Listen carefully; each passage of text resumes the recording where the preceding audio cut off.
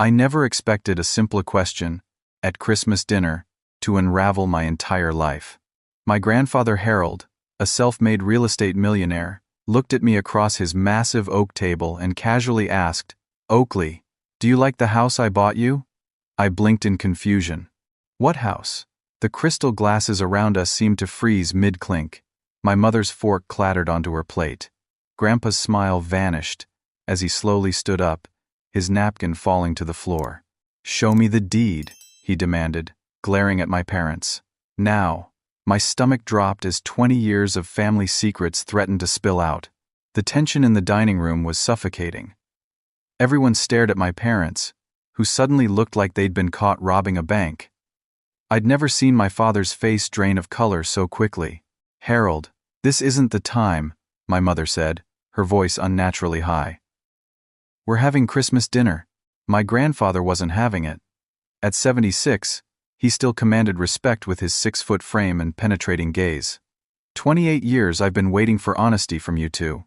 Looks like I'll be waiting 28 more. Unless we handle this now. As a high school English teacher making $42,000 a year, I lived in a cramped one-bedroom apartment in the less desirable part of town. I'd been saving for a down payment for 5 years and had barely accumulated $20,000. Meanwhile, my cousins all seemed to have received significant help getting established in life. "What's going on?" I asked, looking between my parents and grandfather. My mother attempted a laugh. "Your grandfather is confused. Too much eggnog, I think."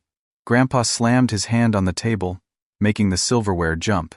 Don't you dare sit there and lie to the boy's face again." My Aunt Patricia shifted uncomfortably in her seat. My 3 cousins suddenly became very interested in their dessert plates. Only Jessica, my closest cousin, met my eyes with what looked like pity. "I think we should discuss this privately," my father finally said, his voice strained. "No," Grandpa replied firmly. "This has been private for too long. Oakley deserves to know." I felt like I was watching a play where everyone knew the script except me. "Know what? Can someone please tell me what's happening?" Grandpa turned to me, his expression softening. "When each of my grandchildren was born, I established a trust fund. For education, and then for a first home when they turned 25. He paused, letting the information sink in. 3 years ago, I transferred the deed to a lovely 3-bedroom house in Maple Hills to your trust. The paperwork was handled by your parents as your trustees. My mind raced, trying to process this information. Maple Hills was one of the nicest neighborhoods in town. The kind of place I drove through sometimes, admiring homes I thought I'd never be able to afford. "But I never received anything," I said slowly. "No money for college, no house, nothing." Growing up, money was always a sensitive topic in our home. My parents weren't poor. Dad worked as a sales manager and Mom as a part-time real estate agent, but they always claimed finances were tight. I'd worked through college, taking out substantial student loans that I was still paying off. Whenever Grandpa offered financial help, my parents quickly shut it down, saying we needed to make our own way in life. Now, watching my parents' expressions, I realized there was so much more to the story. "Come with me," Grandpa said, standing up again.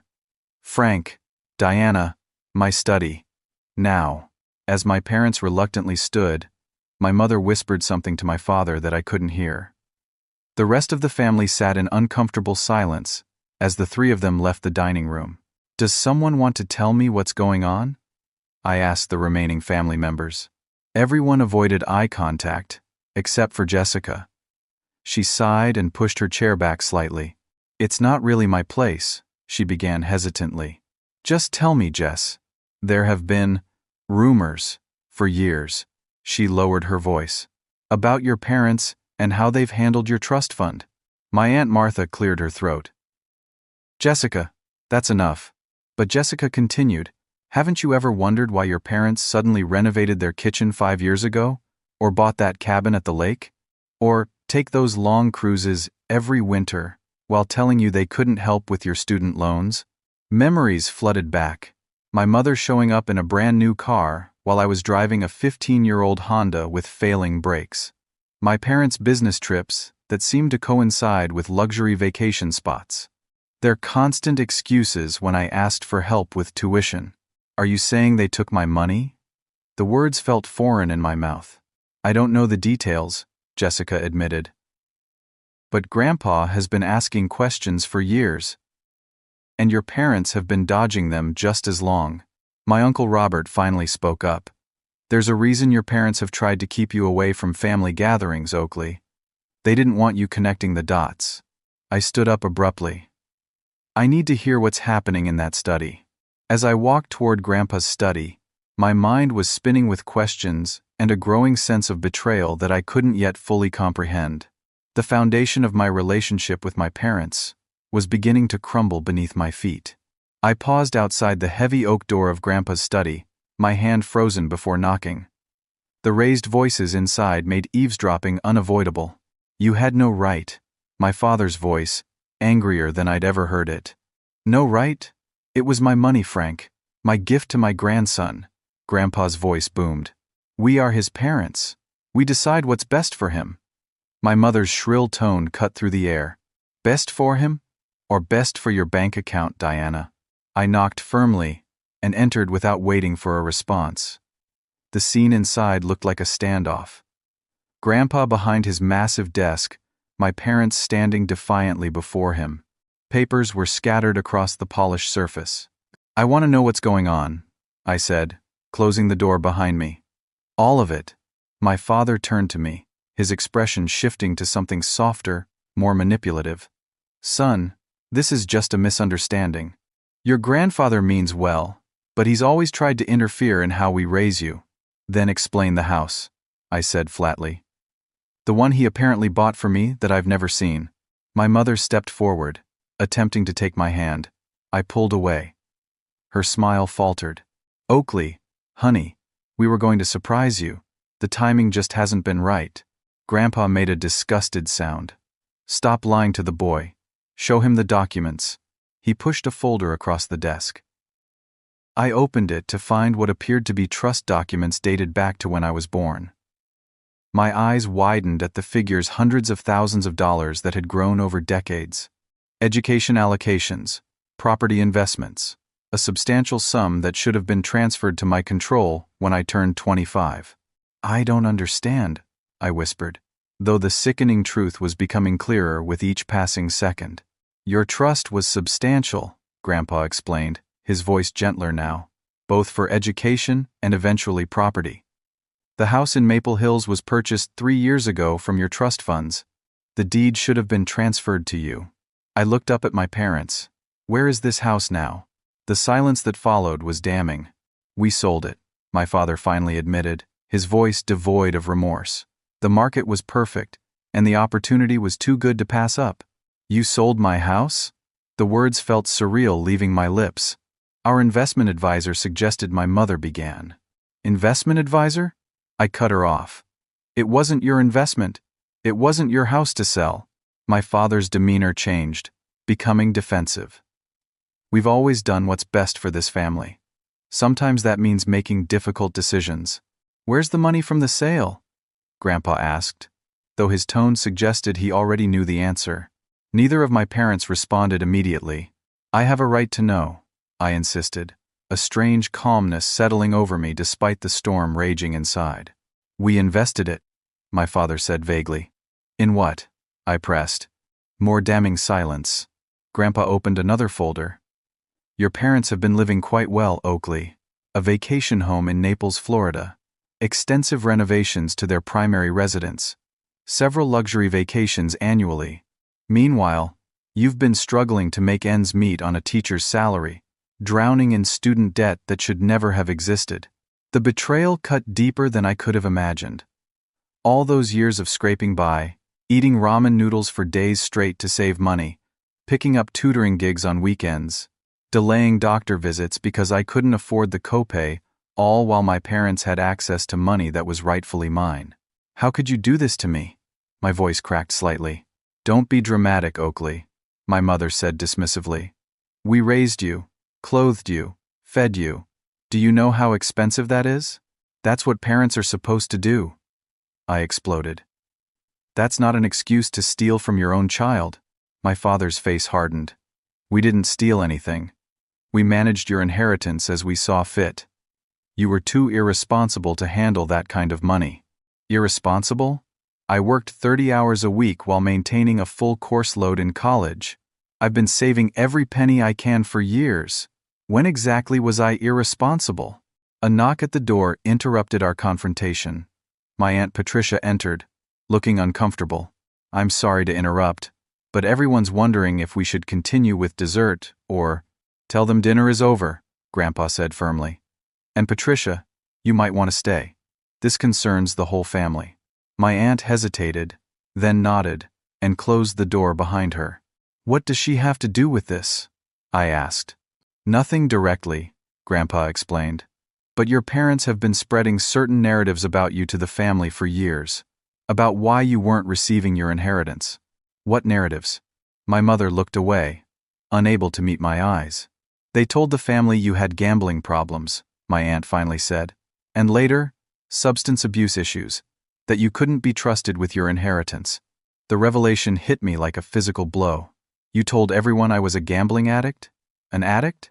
I had never even entered a casino, barely drank, and had never touched drugs in my life.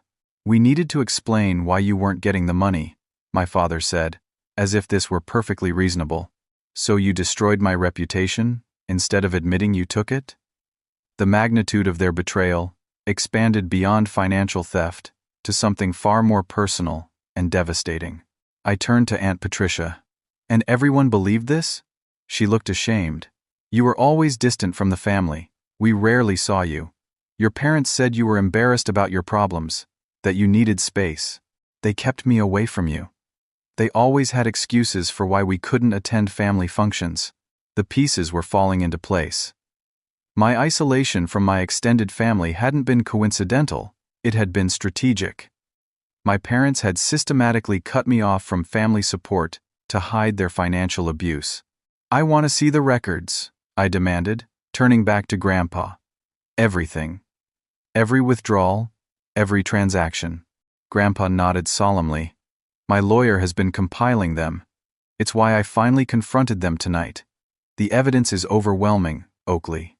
My father laughed bitterly. Evidence? You make it sound like we committed a crime. You did, I said quietly. You stole from me, lied about me, and isolated me from my family. If that's not criminal, I don't know what is. For the first time, a flicker of fear crossed my father's face. My mother began to cry, though I couldn't tell if the tears were genuine or another manipulation tactic. What happens now? I asked Grandpa, feeling suddenly exhausted. That depends on you, he replied gently. There are legal options we can pursue. But first, I think you need time to process all of this. I nodded numbly, the full impact not yet sinking in. As I turned to leave the study, my mother grabbed my arm. Oakley, please. We're your parents. We love you. I looked into her eyes, searching for any sign of genuine remorse, and found none. Love doesn't steal, I said simply, removing her hand from my arm. Love doesn't lie. I walked out of the study, past the curious eyes of my extended family, and out into the cold December night, where the Christmas lights now seemed to mock the holiday's message of family and togetherness. The drive back to my apartment passed in a blur. Christmas decorations twinkled from houses and storefronts, but their cheerfulness felt like an insult to the devastation churning inside me. I parked outside my building, a dingy 6-unit complex, with peeling paint and a perpetually broken washing machine in the basement. All these years, I could have had so much more. Not just material possessions, but freedom from the constant financial anxiety that had shaped my entire adult life. I didn't even make it inside before my phone began ringing. Grandpa, then Jessica, then Grandpa, again.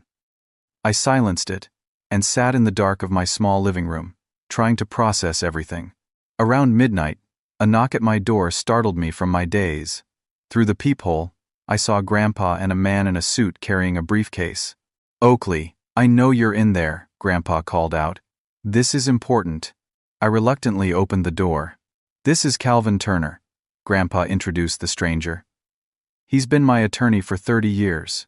He helped set up your trust originally. I let them in, clearing takeout containers from my coffee table to make space for the documents they'd brought. My apartment, which had always seemed merely modest to me, now looked painfully shabby through the lens of what might have been. "I'm sorry to bring this to you tonight," Calvin said, "but given the circumstances, we felt it was best not to delay." He opened his briefcase and spread out folders meticulously labeled by year. "These are the records of your trust since its establishment."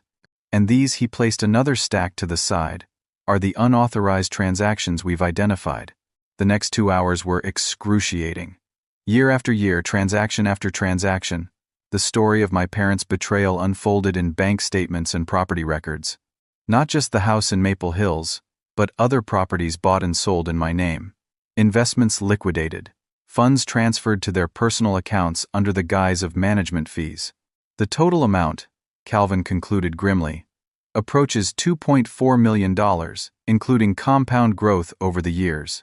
The number was so large it seemed fictional. How could they possibly spend that much? I asked, dazed. "People find ways," Calvin replied. "Luxury vacations, vehicles, property, and your parents have developed quite expensive tastes." A memory surfaced, my mother's offhand comment about their little getaway in Florida last year. Not their usual rental, but something they'd bought because life is too short not to enjoy it. Had that been my money too? What about my college education? There was money specifically for that? Calvin nodded solemnly. $400,000 to be released when you turned 18. Enough for any university, plus graduate school if you wanted.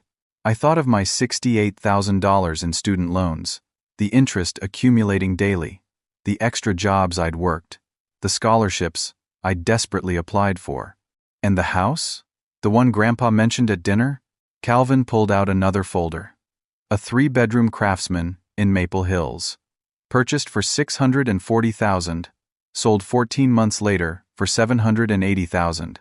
The proceeds were transferred to an account in your parents' names 48 hours after the sale.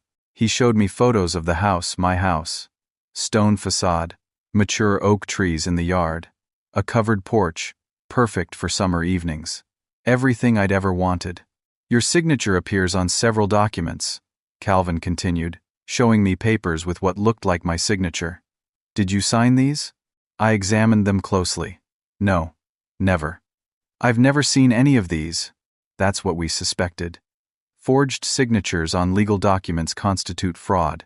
The legal implications began to sink in. Are you saying my parents could go to jail? Grandpa, who had been quietly listening, finally spoke. That depends on how we proceed, Oakley. What do you want to do? The question hung in the air. What did I want? Revenge? Justice? My money back? The life I should have had? I need time to think, I finally said. Calvin nodded and gathered his documents. Of course. But I should warn you, there may be time constraints. If your parents suspect we're building a case, they could take steps to hide assets or even leave the country. After they left, I sat alone with the copies they'd provided. One photograph in particular held my attention, my parents smiling on the deck of a cruise ship, champagne glasses in hand, dated just 2 weeks after I'd called them in tears, unable to pay both my rent and student loan that month. They had told me times were tough for them too. My phone rang again, my father this time. I let it go to voicemail, then listened to his message. Oakley, this situation has gotten out of hand. Your grandfather has always been controlling with his money. We were only trying to protect you from becoming dependent on handouts. Call us back so we can discuss this as a family. Protect me. The audacity of that claim ignited something in me. I picked up my phone and texted Jessica, "Can we talk?" 20 minutes later, she arrived at my apartment, bringing coffee and a sympathy that felt genuine. I always suspected something wasn't right, she admitted, looking around my modest apartment. But I never imagined it was this bad. How much did your parents tell you? Bits and pieces over the years. They tried to be vague, but I overheard things. When you didn't show up for family events, your parents would say you were going through a difficult phase. They implied you were unstable, maybe involved in something illegal. I shook my head in disbelief. I was working extra shifts to pay my bills. Or studying to maintain my scholarship? Jessica looked pained. Last year at Thanksgiving, your mom told everyone you couldn't come because you were in some kind of outpatient program. When I asked what kind, she just gave me this sad look and said, "Oakley needs our support, not our questions." The systematic character assassination was almost worse than the financial theft. And everyone believed them? Not everyone. Grandpa never did. He kept asking questions, especially after you graduated and were doing so well as a teacher. It didn't fit their narrative. Why didn't anyone ever ask me directly? Jessica looked ashamed. We should have. I should have. But they made it seem like confronting you would damage your recovery or whatever. Classic manipulation. As Jessica left, she hugged me tightly. We're going to fix this, Oak. The whole family will be behind you once they know the truth. Alone again, I couldn't sleep. Around 3 a.m, driven by a need I couldn't quite define, I got in my car and drove to my parents' house. The home I'd grown up in, with its manicured lawn and tasteful Christmas decorations. I parked across the street and simply stared at it, seeing it with new eyes. The recent kitchen remodel visible through the window's granite countertops, replacing the laminate I'd known as a child. The expanded master suite they'd added 5 years ago. The luxury SUV in the driveway. All of it paid for with money that should have secured my future. As dawn broke, I made a decision. This wasn't just about money, it was about truth, justice, and ensuring my parents could never do this to anyone else. I drove to Grandpa's house, where he was already awake, drinking coffee on his porch despite the December chill. I want to pursue this legally, I told him without preamble. All the way. He nodded, as if he'd been expecting this. Calvin will be here at 8. We'll begin immediately. As I sat beside him watching the sunrise, I felt a strange mix of grief and determination. The parents I thought I had never existed. In their place were strangers who had stolen not just my inheritance, but years of my life. No more. Starting today, I would reclaim what was mine, not just the money, but my truth and my future. The next 72 hours were a whirlwind of legal consultations, document reviews, and emotional reckonings. Calvin assembled a team including a forensic accountant and another attorney specializing in trust violations. The picture they painted grew more disturbing with each discovery. It appears your parents began misappropriating funds from your trust almost immediately after it was established, explained Sandra Reeves, the forensic accountant. Small withdrawals at first, labeled as administrative costs or management fees.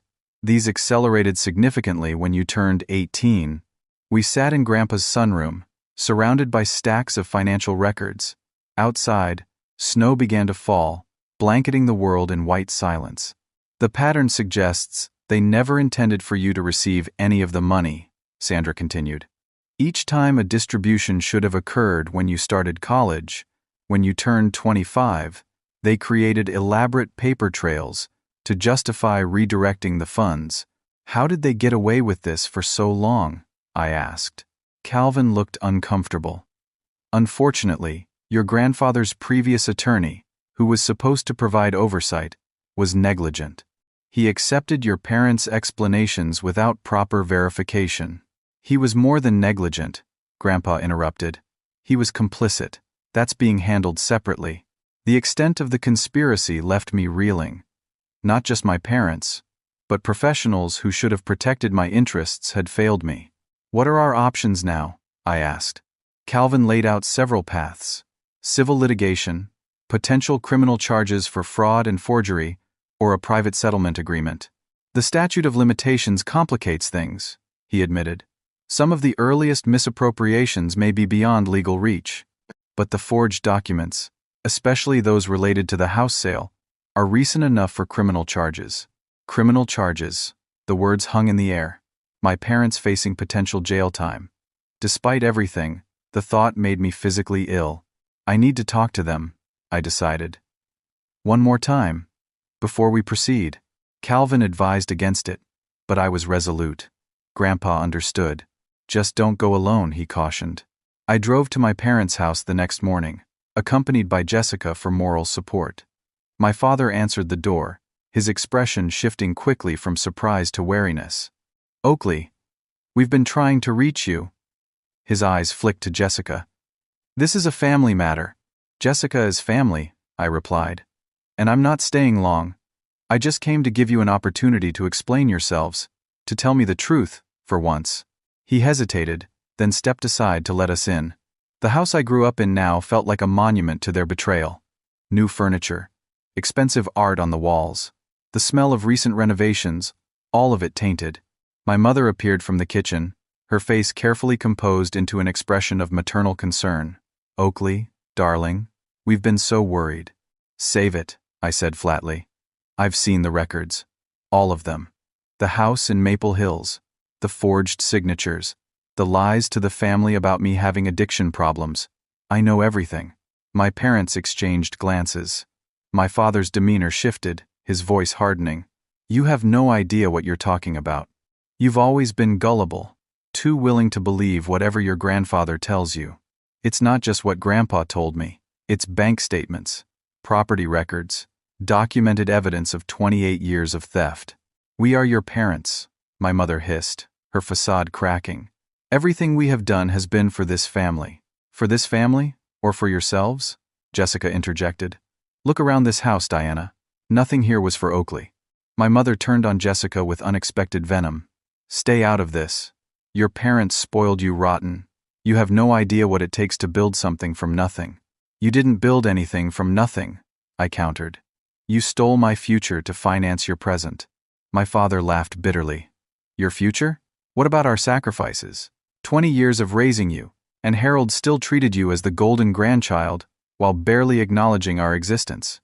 And there it was, the real motivation, laid bare at last. Jealousy, resentment of my relationship with Grandpa. "So this was revenge?" I asked incredulously. "Against your own son? Against Grandpa?" "You don't understand the dynamics at play," my mother said dismissively. "Harold controlled everything with his money. We simply took back some control. By stealing from me? By destroying my reputation in the family? How does that make any sense?" My father stepped closer, his voice dropping to a dangerous tone. "Watch your accusations, Oakley. You have no idea who you're dealing with." "Actually, I finally do," I replied. "I'm dealing with thieves who happen to be my parents." His face contorted with rage. "Get out of my house." "Gladly.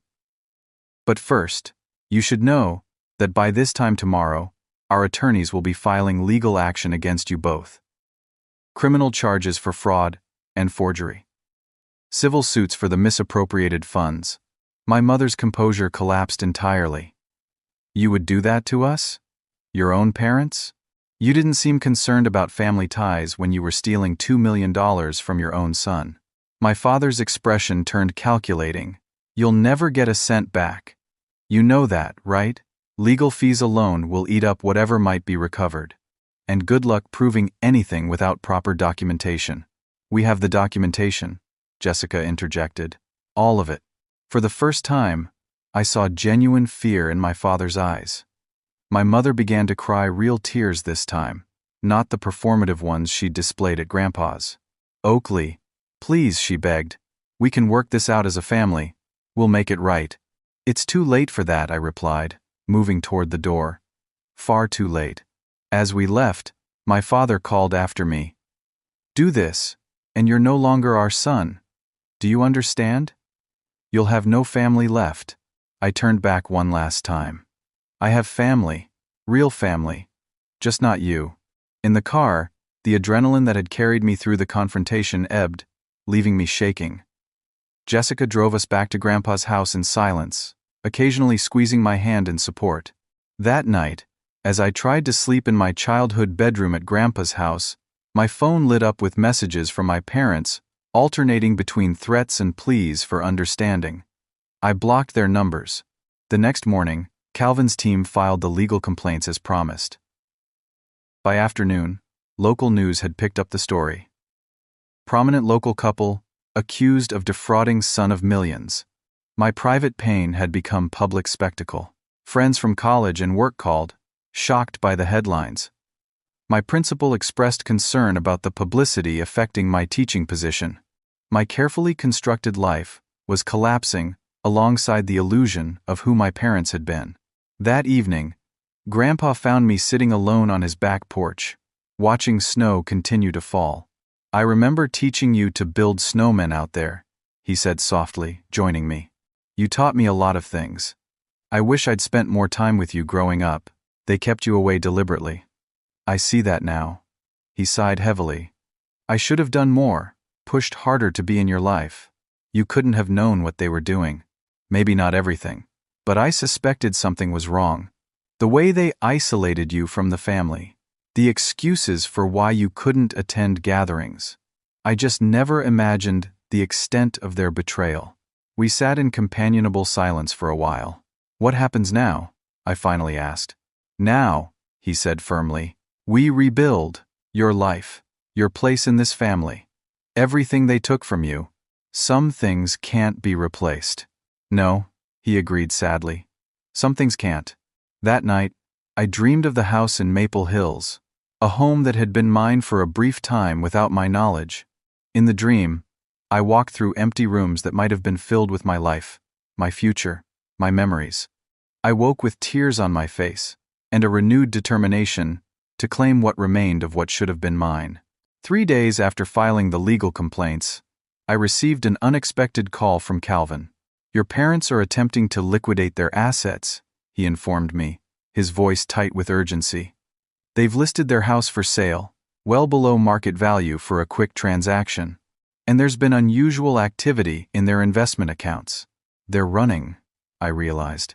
"It appears so. We need to move quickly for an emergency injunction to freeze their assets." Everything accelerated after that.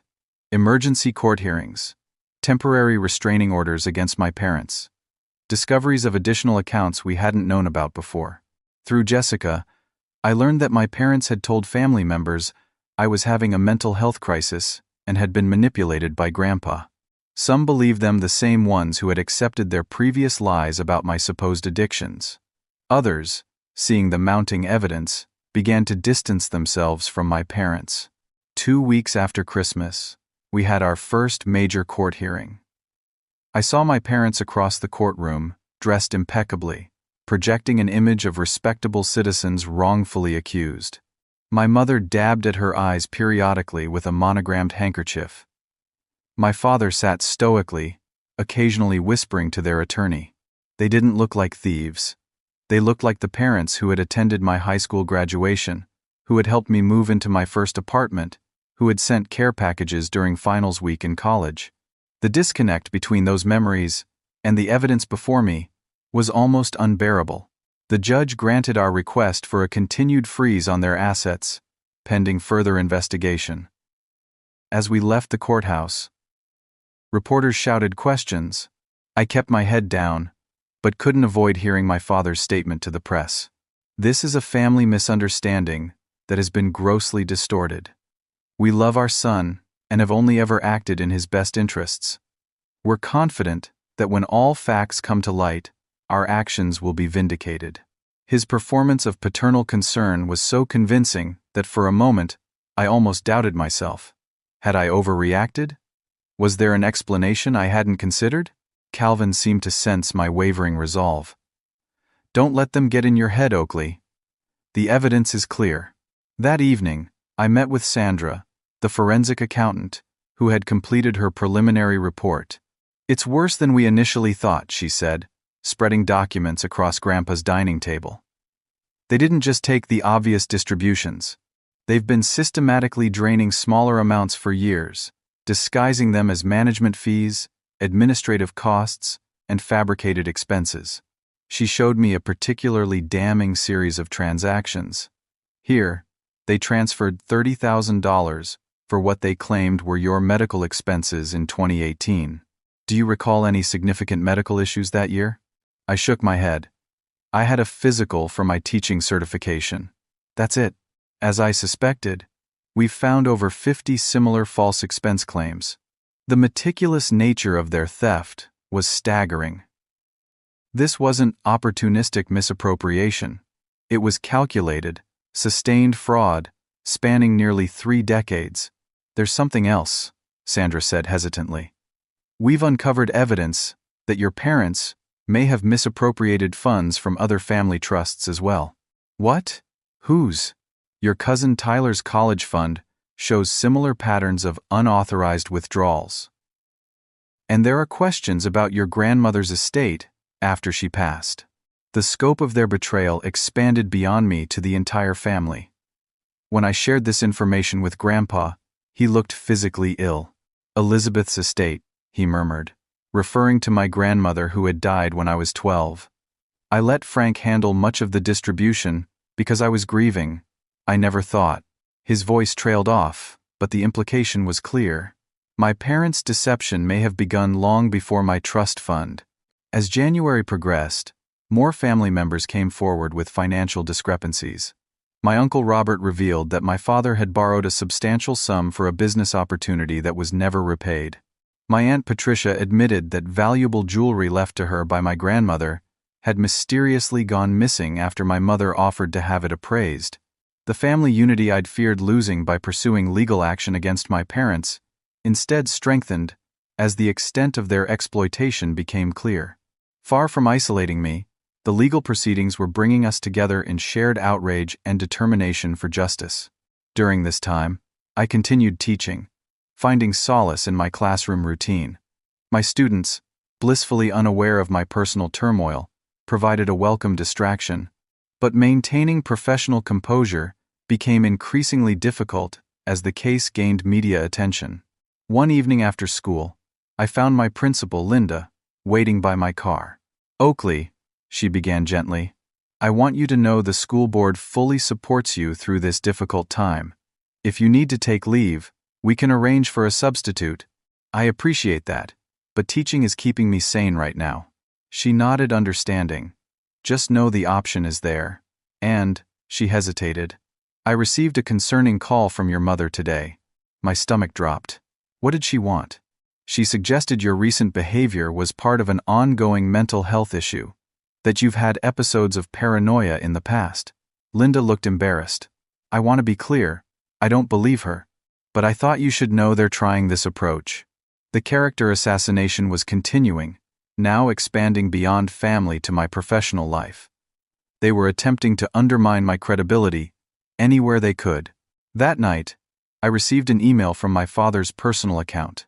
"Oakley, this has gone far enough. You've made your point. If you drop this vendetta now, we can work out a reasonable financial settlement privately. Continue, and we'll be forced to disclose certain aspects of your past that you'd prefer remain private. Think carefully about what you're risking." Dad.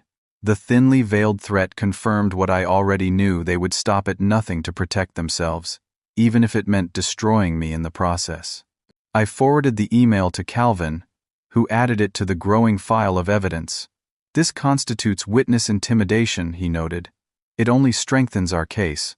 By the end of January, Calvin's team had traced most of the misappropriated funds, creating a comprehensive map of my parents' financial schemes. Some money had been spent on luxuries, the vacation home, expensive cars, lavish trips. Some had been invested in my father's name, but a significant portion, almost $800,000, remained unaccounted for. "We believe they've been moving assets offshore for years," Calvin explained, preparing for the possibility that they might someday be caught. During a strategy meeting with the legal team, Jessica burst in unexpectedly, her expression urgent. "They're gone," she announced breathlessly. "My mom just called. Your parents' house is empty. Neighbors saw them loading suitcases into a car last night. Despite the asset freeze, despite court orders not to leave the jurisdiction, my parents had fled." Calvin immediately contacted the judge, who issued bench warrants for their arrest. Financial alerts were placed on their known accounts. Border Patrol was notified, but the damage was done. "How could this happen?" I asked, stunned by their brazenness. "They must have had resources we haven't uncovered yet," Calvin theorized. "Emergency cash, perhaps, or assets in someone else's name." The realization that my parents had chosen to become fugitives rather than face consequences for their actions hit me harder than I expected. It was the final confirmation that they felt no genuine remorse, no accountability for what they'd done to me. That night, alone in Grandpa's guest room, I finally allowed myself to grieve, not just for the money and opportunities stolen from me, but for the parents I thought I had. The ones who had tucked me in at night as a child, who had applauded at my school plays, who had taught me to ride a bike and drive a car. Had any of it been real? Had they ever truly loved me? Or had I always been merely a means to access Grandpa's money? The questions haunted me as January turned to February, and the search for my fugitive parents continued. The legal case proceeded against them in absentia, but the prospect of recovering the missing funds grew dimmer with each passing day. Just when it seemed they had escaped justice entirely, an unexpected break came from an unlikely source: my mother's obsession with luxury. "We found them," Calvin announced, striding into Grandpa's living room where several family members had gathered for a strategy meeting. "Naples, Florida. Your mother used a credit card registered to her sister's address to purchase items at a high-end boutique." My Aunt Marjorie looked mortified. "I had no idea she was using my address for credit cards. I swear it." "We believe you," Grandpa assured her. "Diana has manipulated everyone in this family." Local authorities in Florida were notified, and within hours, my parents were in custody, awaiting extradition back to our state. The news should have brought relief, but instead, I felt a strange emptiness. The parents who had raised me were now officially criminals, fugitives captured and facing serious charges. When they were returned to our jurisdiction and arraigned, I forced myself to attend the hearing. My father appeared older, diminished in his orange jumpsuit. My mother's carefully maintained appearance had deteriorated during her brief time in detention. They both looked smaller somehow, stripped of their facade of respectability. Neither would meet my eyes across the courtroom. The judge denied bail, citing their flight risk. As they were led away in handcuffs, my mother finally looked at me, her expression a complex mixture of anger, shame, and something that might have been regret. My father kept his eyes forward, his back rigid with defiance. Following their capture, the legal proceedings accelerated. Faced with overwhelming evidence and serious criminal charges, my parents' attorney approached Calvin about a potential plea deal. "They're willing to make a full financial disclosure and return what remains of the misappropriated funds in exchange for reduced charges," Calvin explained. "The prosecutor is open to it, given the complexity of the case and the costs of a lengthy trial. But the decision is yours, Oakley." I struggled with the choice. Part of me wanted them to face the maximum penalties for what they'd done not just to me but to our entire family. Another part recoiled at the thought of my parents spending years in prison. "What's your advice?" I asked Calvin. "From a purely legal standpoint, the plea deal offers the best chance of financial recovery. A trial would be lengthy, expensive, and emotionally draining. And with criminal cases, the standard of proof is higher." "And from a human standpoint?" I pressed. He sighed. "That's not for me to say. Only you know what resolution would bring you peace." I spent days wrestling with the decision, consulting with Grandpa, Jessica, and others who had supported me through this ordeal. Ultimately, it came down to what I wanted most: accountability and restitution, not revenge. I agreed to the plea deal, with specific conditions: full financial disclosure, maximum restitution, and mandatory therapy for my parents to address the psychological issues that had led to their behavior. The day they appeared in court to enter their guilty pleas was surreal. My parents stood side by side, subdued and defeated, admitting to decades of fraud, forgery, and embezzlement.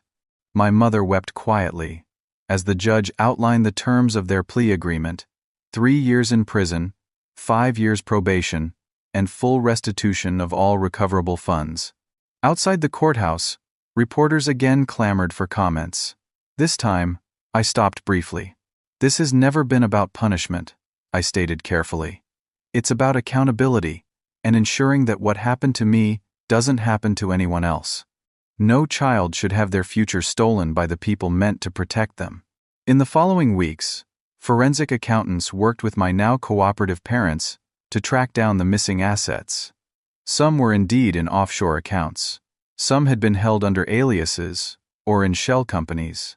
In total, just over $1 million was recovered, less than half of what had been taken, but far more than we had initially hoped. Grandpa, true to his word, stepped in to help me rebuild.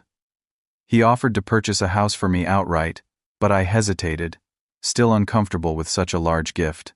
I need to do this on my own, I tried to explain. To prove to myself that I can. He respected my decision but made a counter-proposal. Let me help you with a down payment on something modest. Consider it an advance on your inheritance which, I assure you, will be placed in ironclad trusts, with multiple layers of oversight this time. With his help, I found a small but charming 2-bedroom house in a neighborhood I'd always loved. Not Maple Hills, but somewhere I could build a new life on my own terms. As spring approached, bringing renewal to the world around me, I received an unexpected letter from my mother in prison. Unlike my father, who had maintained his stance that they had done nothing wrong, my mother's letter contained the first genuine acknowledgement of harm I'd heard from either of them. Oakley, there is no excuse for what we did to you. For years, I've told myself stories to justify our actions, that you weren't ready for the money, that we knew better how to use it, that we deserved it for raising you. The truth is simpler and uglier. We were selfish and greedy. Your father still can't see it. He may never be able to. But I want you to know that I recognize the magnitude of our betrayal. Not just the money, but the lies, the isolation we imposed on you, the relationships we damaged. I don't expect forgiveness. I'm not sure I would forgive if I were in your position, but I am sorry truly, deeply sorry for the pain we caused and the opportunities we stole from you. Mom. I read the letter multiple times, searching for manipulation or self-serving angles. Finding none, I tucked it away, not yet ready to respond, but acknowledging the small seed of closure it offered. As my legal case against my parents concluded, another unexpected development arose. Calvin discovered that my parents' attorney, who had helped them execute many of the fraudulent transactions, had similar arrangements with other clients. Your case has opened a much larger investigation, he informed me. At least 3 other families have come forward with similar stories of trustees misappropriating funds. My personal tragedy had exposed a pattern of exploitation that might otherwise have remained hidden. There was some comfort in knowing that other victims might find justice because I had fought for mine. By early April, I moved into my new home, the first I had ever owned. It wasn't the luxury house in Maple Hills that should have been mine years ago. It was smaller, older, in need of some repairs. But it was mine, bought partly with the recovered funds and partly with Grandpa's help. The day I got the keys, several family members showed up with food, drinks, and housewarming gifts. Jessica brought plants for every room to bring life into the space. Grandpa arrived with a handmade dining table he'd commissioned from a local craftsman. For family dinners, he explained, his eyes misting slightly. Real ones, from now on. As evening fell, and we sat around that table sharing pizza and stories, I looked at the faces of my family. Not the parents who had betrayed me, but the grandfather, cousins, aunts, and uncles who had stood by me, who were helping me rebuild. For the first time in months, I felt something like peace. The road ahead would still have challenges. The legal battle had drained me emotionally. Trust in others and in my own judgment remained fragile. But sitting there, surrounded by genuine care and support, I knew that recovery was possible. The house around us was just the beginning. 1 year after that fateful Christmas dinner that had unraveled my life, I hosted my own holiday gathering in my now established home. The dining table that Grandpa had given me as a housewarming gift accommodated 14 family members, all those who had supported me through the darkest period of my life. My house had transformed over the months, from an empty shell into a true home. I'd painted the walls myself, planted a garden in the backyard, and filled the rooms with furniture and decor that reflected my own taste rather than what my parents had always insisted was proper. Grandpa sat at the head of the table, his health improved since his heart scare in the spring. At 87, he remained the family patriarch, but our relationship had evolved into something more balanced, a partnership of mutual respect and genuine love. Before we eat, I said, standing to address my assembled family, I want to thank all of you. A year ago, I discovered that the people I trusted most had betrayed me in ways I could never have imagined. But I also discovered that family is about more than biology or legal ties. It's about who stands beside you when everything falls apart. Jessica wiped away a tear. My cousin Tyler, whose trust had also been compromised by my parents, nodded in understanding. Everyone at the table had been affected by my parents' actions. Yet everyone had chosen reconciliation and rebuilding over bitterness. The topic of my parents remained delicate. They were now in the second year of their 3-year sentences.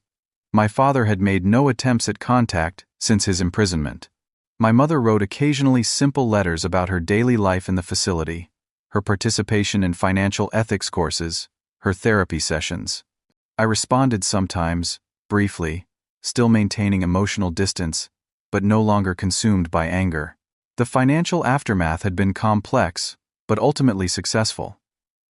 Of the original $2.4 million, we had recovered just under half. Some had been spent beyond recovery, some hidden in ways even my parents couldn't untangle when finally forced to cooperate. But combined with what Grandpa had set aside for me since the discovery, I had achieved a level of financial security I had never known before. More importantly, the family trust structures had been completely redesigned with multiple layers of oversight.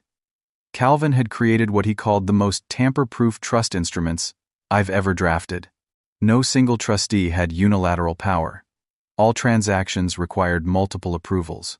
Regular audits were mandatory. The mistakes that had allowed my parents to systematically rob me for decades would never be repeated. Beyond the practical matters, the emotional healing had been the most challenging and rewarding aspect of the year. With the help of therapy, I had worked through my feelings of betrayal, my shattered trust, and my fear of being exploited again. Trust is a muscle, my therapist had explained. When severely injured, it needs time to heal, gentle rehabilitation, and gradual strengthening. But with proper care, it can become stronger than before. I had tested that muscle carefully, first with family members who had proven their loyalty, then with new friends, eventually, even with dating. Each positive experience built my confidence that I could discern genuine connections from exploitative ones. My professional life had also flourished. Rather than hindering my teaching career, my public ordeal had unexpectedly enhanced it. I had channeled my experience into developing a financial literacy curriculum for high school students, teaching them concepts I had painfully learned too late: how trusts work, the importance of financial oversight, recognizing red flags in fiduciary relationships. The program had been so successful that it was being adopted by schools across the district. I had even been approached about writing a book sharing my story and the financial lessons it had taught me. As we enjoyed our holiday meal, the conversation flowed naturally, touching on everyone's lives and plans for the coming year. There was laughter, debate, and the comfortable chaos of a large family gathering. Looking around at the faces of those who had chosen to stand with me, I felt a profound sense of gratitude. After dinner, Grandpa asked for a moment alone on the back porch, despite the December chill. We sat together in comfortable silence before he spoke. "I've been thinking a lot about legacy lately," he began. "When you reach my age, you wonder what mark you'll leave on this world after you're gone. You've built an incredible business," I reminded him.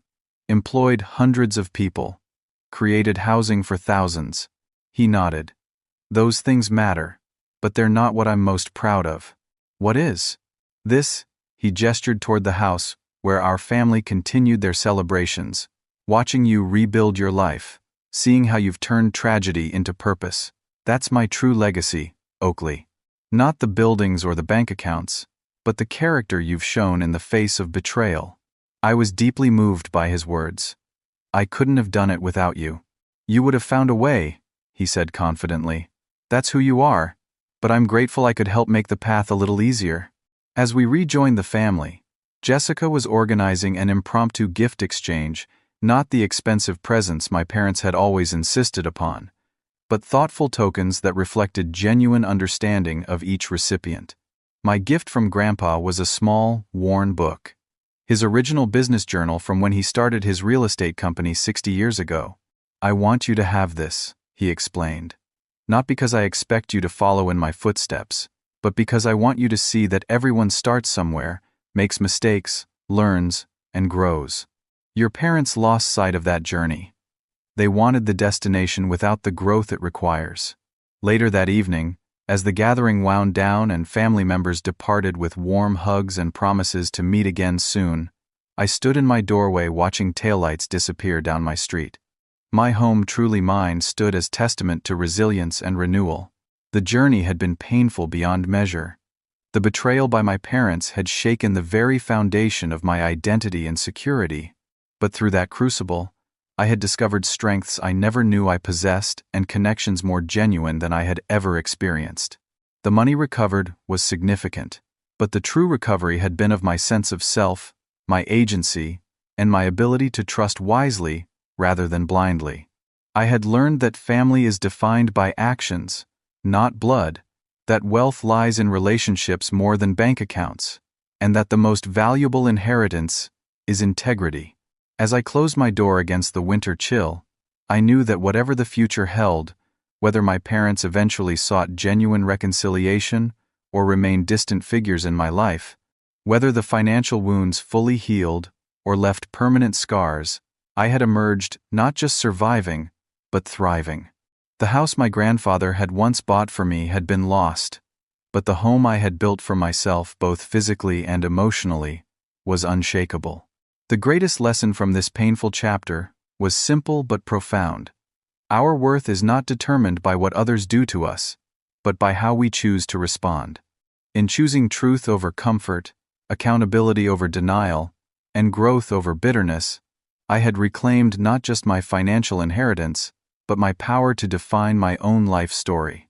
Have you ever discovered a betrayal from someone you completely trusted? How did you rebuild after that trust was broken? Comment below with your experiences or thoughts on family financial dynamics. Don't forget to like this video if Oakley's journey resonated with you. Subscribe for more real-life stories of resilience and transformation, and share with someone who might need to hear that recovery after betrayal is possible. Thank you for joining me in this difficult but ultimately hopeful story. Wishing you strength and wisdom in all your family relationships.